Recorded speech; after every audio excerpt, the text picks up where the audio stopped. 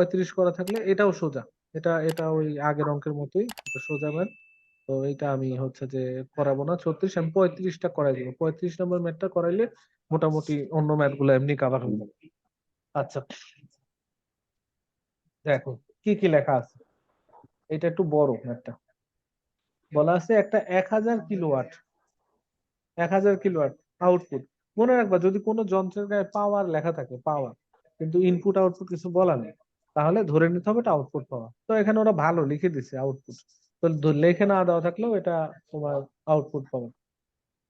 তারপর হচ্ছে যে 330 ভোল্ট 50 হার্জের 3 ফেজের একটা star connected induction motor, synchronous স্পিডটা দেওয়া আছে। আমরা এতক্ষণ পর্যন্ত সিনক্রোনাস স্পিড আসলে দেখি নাই, বেশিরভাগ জায়গাতেই সিনক্রোনাস স্পিড বের করে নিতেছে, এটা দেওয়া আছে। তাহলে যেটা দেওয়া আছে সেগুলো নোট করে নি, ম্যাথ করার সময় যেটা খেয়াল করতে হয় যেগুলো দেওয়া আছে সেগুলোকে টুকে নিতে হয়, তারপরে ফর্মুলা মনে করার চেষ্টা করতে হয়, করে তারপর হচ্ছে যে সূত্র হচ্ছে দিয়ে সলভ করে ফেলতে হয়। 500 RPM বলা আছে। আচ্ছা, এরপরে বলছে ফুল লোড স্লিপ 1.8%, তার মানে এসএফ এর মান হচ্ছে 0.18। আচ্ছা, ফুল লোড পাওয়ার ফ্যাক্টর এটা আমাদের কোথাও ব্যবহার হবে না মনে হয়, যদি হয় তাহলে আমরা দেখা যাবে, কারণ পাওয়ার ফ্যাক্টর দিয়ে আমরা কোনো ফর্মুলা শিখিনি এখনো। স্ট্যাটরের কপার লস, স্ট্যাটর কপার লস মানে কি বলতো? SP2, তাই না স্টুডেন্টস? আচ্ছা, এটা হচ্ছে,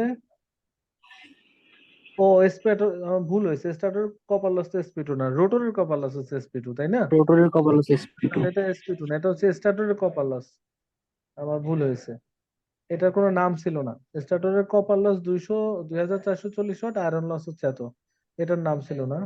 রোটেশনাল লস এইটা, এইগুলো বলা আছে আর কি, স্ট্যাটরের লস এগুলো সব, এই সব লস গুলো হচ্ছে স্ট্যাটরের লস। না না, রোটেশনাল লস তো স্ট্যাটর না, দুঃখিত, রোটেশনাল লস তো এটা ইসের, তোমার সরি এই স্যার। রোটরে হয়, তাই না?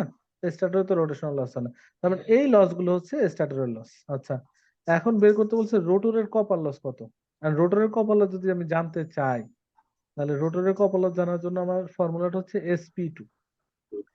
তাহলে তোমার এস জানতে হবে আর P2 জানতে হবে, তাই না? হ্যালো, এস জানতে হবে আর P2 জানতে হবে। তাহলে সেটা আমরা কিভাবে করতে পারি? এখন এখানে কি কি তথ্য দেওয়া আছে আসলে সেটা আমাকে দেখতে হবে, দেখে পরে এটা আমাকে বুঝে বের করতে হবে।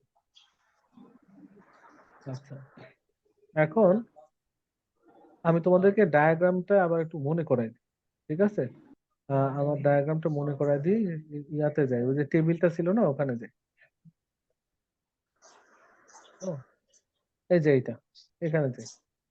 মনে করো তোমার এই পিএম এর আর P2 ফর্মুলা আছে, কিন্তু এদের তিনজনের ফর্মুলা আছে, PCU এদের ফর্মুলা আছে, P2 PCU PM এদের বের করার ফর্মুলা আছে।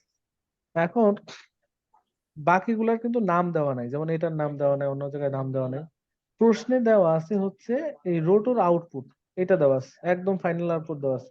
এটা মনে হয় 100 কিলোওয়াট লেখা ছিল, 100 কিলোওয়াট লেখা ছিল স্টুডেন্ট। এখন তুমি যদি এই পিএমটা বের করতে চাও, তাহলে পিএম বের করতে চাইলে এই 100 কিলোওয়াটের সাথে এই যে উইন্ডোজ লস, এটা এটা যোগ করতে হবে না? এই দুইটা যোগ করলে উপরেটা পাওয়া যাবে, বুঝতে পারছো কিনা? হ্যালো, জি স্যার। এই দুইটা যোগ করলে এটা পাওয়া যাবে। এখন এই লসটাকে, এই লসটা হচ্ছে মূলত মেকানিক্যাল লস, হ্যাঁ, মেকানিক্যাল পাওয়ার যেটা ডেভেলপড হয়েছে তার মধ্যে থেকে একটা মেকানিক্যাল লস হওয়ার পরে এই পাওয়ারটা অবশিষ্ট, এটাই ফাইনাল আউটপুট যেটা লেখা আছে। পিএম কিন্তু সরাসরি দেওয়া নেই, লেখা আছে শুধু আউটপুট, শুধু আউটপুট লেখা আছে। তো শুধু আউটপুট লেখা থাকলে বুঝতে হবে এই যে লাস্টেরটা একদম শেষেরটা, এটা মনে হয় 100 কিলোওয়াট। তাহলে 100 কিলোওয়াটের সাথে যে মেকানিক্যাল লস, যেটা মেকানিক্যাল লস হচ্ছে উইন্ডেজ লস এবং ফ্রিকশন লস। এই লসটা কেন তৈরি হয়? মোটর ঘোরার জন্য লসটা হয়। তাহলে এই লসটাকে অনেক সময় রোটেশনাল লসও বলা যায়, তুমি চাইলে মেকানিক্যাল লস, রোটেশনাল লস এগুলো বলতে পারো। তার মানে এই রোটেশনাল লসের সাথে তুমি যদি হচ্ছে এই আউটপুটটা যোগ করে দাও, যোগ করে দিলে তুমি পিএমটা পাবা। বুঝতে পারছো কিনা? তাহলে জি আমি স্যার। জি স্যার। তো আমি চলে যাই এখানে ইয়াতে,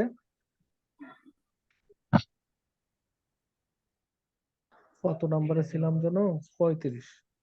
হ্যাঁ এই দেখো, এই যে আউটপুটের সাথে রোটেশনাল পাওয়ারটা যোগ করছে।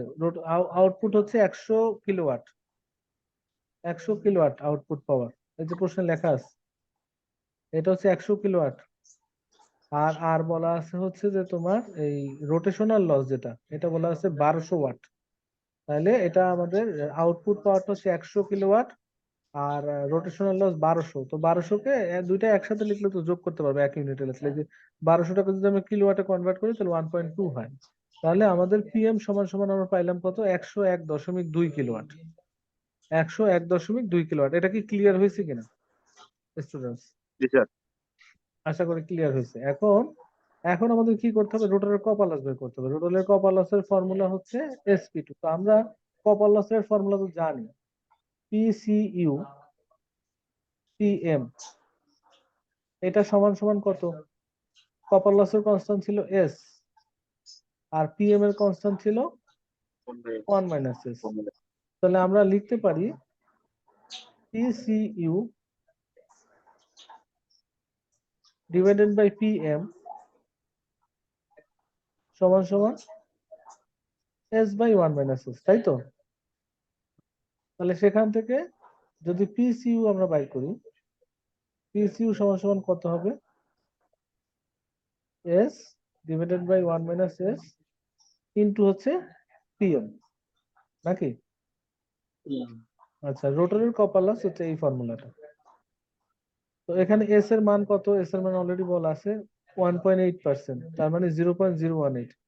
আচ্ছা, তারপরে বলা আছে পিএম। পিএম এর মান এই যে এখানে এটা 101.2 কিলোওয়াট, 1 মাইনাস এস লেখা আছে। যেহেতু আমরা পিএমটা কিলোওয়াটে নিয়েছি, এই জন্য রোটরের কপার লসটা আমাদের কিলোওয়াটে আসছে।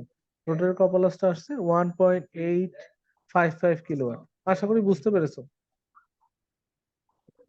স্টুডেন্টস? জি স্যার।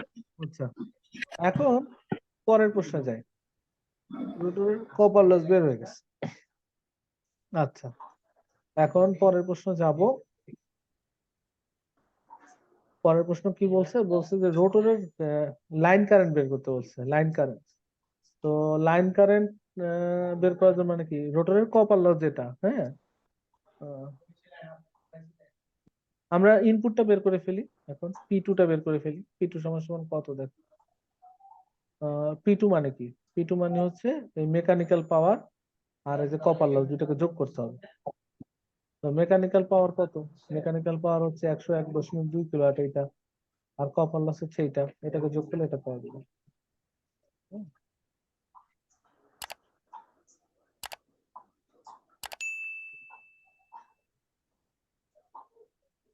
এই যে দেখো, যদি আমরা P2 বের করতে চাই তাহলে এই নিচের দুইটাকে যোগ করতে হবে। এই যে নিচের দুইটাকে যোগ করতে হবে, দুইটাকে যোগ করলেই হবে। কপার লস আর হচ্ছে মেকানিক্যাল পাওয়ার দেবে, এটা যোগ করতে হবে। তো যোগ করি।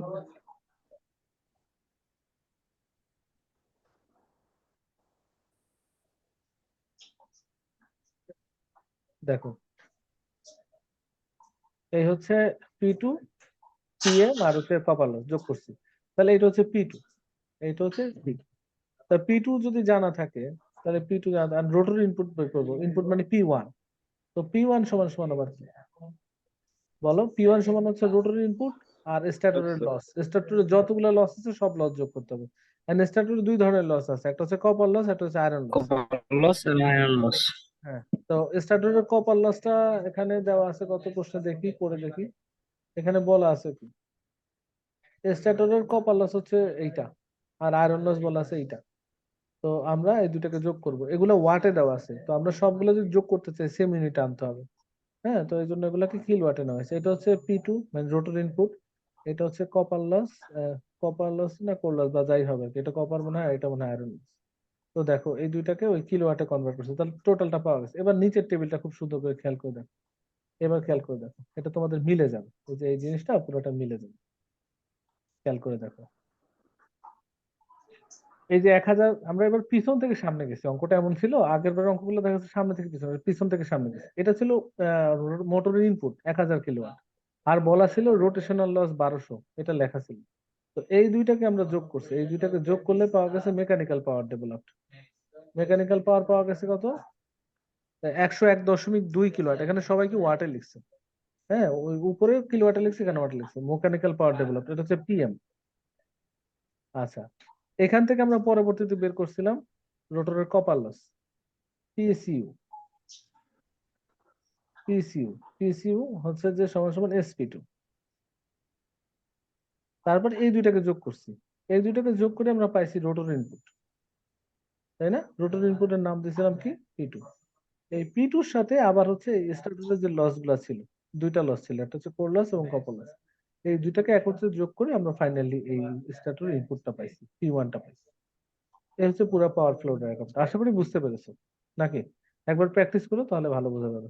তো এখানে মোটামুটি আমাদের কিন্তু পাওয়ার ফ্লো ডায়াগ্রামটা বের হয়ে গেছে। এখন প্রশ্ন এখানে কি চাইছে দেখি। প্রশ্নে চাইছে হচ্ছে আহ, লাইন কারেন্ট।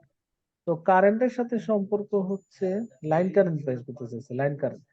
তো লাইন কারেন্টের ফর্মুলাটা আমরা জানি, এখানে লাইন কারেন্ট কত হবে, √3 VL/IL cos থিটা। ভাবছি cos থিটার ব্যবহার নাই, কিন্তু আছে আসলে, যে লাইন কারেন্টের জন্য চাইছে। পাওয়ার সমান সমান কি, পাওয়ার সমান সমান কি বলো? √3 √3 VLIL cos theta। VL/IL cos theta. cos theta মানে তো পাওয়ার ফ্যাক্টর, তাই না? জি স্যার। জি এখানে স্যার। VL হচ্ছে, এই হচ্ছে √3, VL এর মান হচ্ছে 3300, মানে 3.3 কেভি লেখা ছিল লাইনের পোর্শন, হয়তো 3.3 কেভি লেখা আছে, এটা হচ্ছে 3300। IL টা তো বের করতে হবে। আর পাওয়ার ফ্যাক্টরের মান cos থিটা মানে পাওয়ার ফ্যাক্টরের মান দেওয়া আছে 0.85। আর আমরা পাওয়ার অলরেডি রোটরের ইনপুট পাওয়ার যেটা, হ্যাঁ, ইনপুট পাওয়ার সেটা আমরা বের করলাম 108.995, মানে 108,995। তাহলে এখান থেকে IL টা বের হয়ে গেছে। এই IL বের করার জন্যই আমাকে স্ট্যাটুর ইনপুটটা বের করতে হয়েছে। এটার মান পাওয়া গেছে 22.4 অ্যাম্পিয়ার। আশা করি বুঝতে পেরেছো। ওকে, এরপরে লাস্টে বলছে ফুল লোড এফিসিয়েন্সি বের করতে। ফুল লোড এফিসিয়েন্সি মানে কি, ফাইনাল আউটপুট ডিভাইডেড বাই হচ্ছে ফাইনাল ইনপুট, সরি, এই হচ্ছে তোমার ফাইনাল আউটপুট, আর এটা হচ্ছে ইনপুট। হ্যাঁ, মোটরটা একটু ফুল লোডই চলতেছে, চলার কারণেই তো এইভাবে পাওয়ারটা ডিস্ট্রিবিউট হয়েছে। তাহলে এই হচ্ছে output, 100 kilowatt divided by 108.995 kilowatt, এটা ভাগ করলে আসে। তার মানে মোটরের ফুল লোড এফিসিয়েন্সি হচ্ছে 91.7%। কি বুঝতে পারছো স্টুডেন্টস? জি স্যার। হ্যালো, আচ্ছা, তাহলে